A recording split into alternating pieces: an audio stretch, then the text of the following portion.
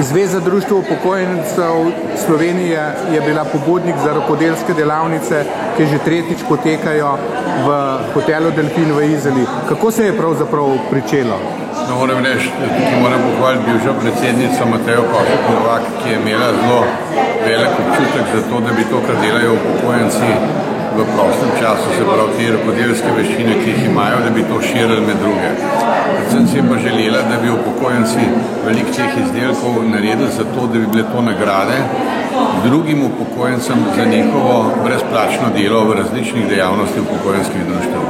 Kako se v bistvu prijavi? Kakšen je postopek, da prideš na te delavnice? No, mi razpišemo v okviru medijev, ki jih mi imamo, to je predvsem revija Vzajemnost in pa ZDUS Plus, ter pa naša internetna stran, ter informiramo vsa društva, da naj prijavijo najboljše avtorje najboljših izdelkov, ki bi želeli, da to njihovo znanje in izdelki pridejo tudi do drugih, ki bi to želeli seveda potem nadaljevati.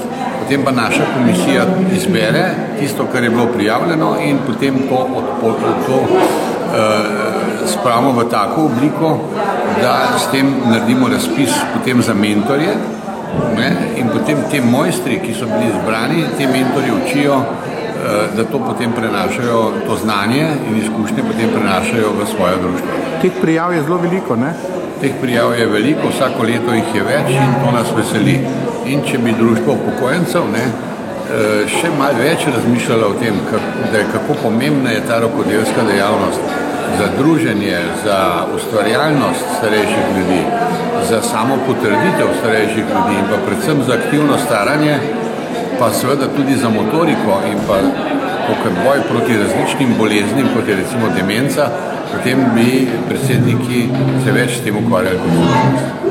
Seveda, to je potrebno kar precej organizacijskega dela in vi ste vodja teh delavnic. Kako to vse organizirate? Priprave so verjetno kar dolge.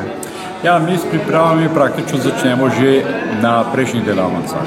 Mi sprejemamo na koncu delavnice določene sklepe in potem poskušamo te sklepe skozi celo leto tudi realizirati. Dajte malo konkretizirati, kako to zgleda. To zgleda tako, kot je bilo že rečeno. Predtem se mi srečujemo, imenujemo se delfinci in delfinke, dejansko glede na lokacijo, kjer so te delavnice. Srečujemo se med letom na naših srečanjih, srečujemo se na različnih razstavah, na različnih delavnicah, med sabo se informiramo, kaj se dogaja in seveda tukaj je ta povezanost zelo velika.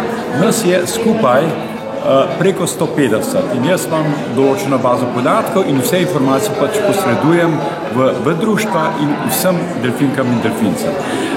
Konkretna organizacija se začne pred razpisom za mojstre in mojstrice, to se pravi, ko imamo nek nabor delavnic, ko se dogovorimo, kaj naj bi se predstavljalo v Delfinu, ko potem po razpisu izberemo mojstre in mojstrice, ko imamo za njih pripravljalno delavnico, tako da nas oni seznanijo, kako bojo vodili delavnice in da jih mi seznanimo, kako naj potekajo, o vseh podrobnostih in potem v nadaljevanju je priprava na razpis za mentorje in mentorice in potem izbor teh prijavljenih mentorjev in mentoric in seveda, ko izberemo, potem se tisto glavno delo pred delavnicami še začne. To se pravi, treba postaviti urnik, po delavnicah je treba vse detajle v delavnicah, vse tehnične stvari dogovoriti se s hotelom, dogovoriti se z mojstri in mojstricami,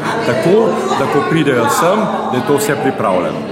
Ja, opažam, da zelo dobro sodelujete s hotelom Delfin. Čudovito. Mislim, da hotel Delfin ima čudovito ekipo, s katero mi sodelujemo, to se pravi od recepcije, do prodaje, do vzdrževalcev, do kuhinje, strežbe, enkratni so in mi se že prej dogovarjamo o podrobnostih, tako da so vse podrobnosti njim jasne in nam. In če karkoli so kakšna odstopanja, da takoj uskladimo. In tudi na samih delavnicah, ker je na srečo ali pa na žalost dosti takih majhnih problemčkov, jih sproti rešujemo. Ja, hotel je poln, imate dosti obiskovalcev. Hotel je čudovito in mi smo presenečeni.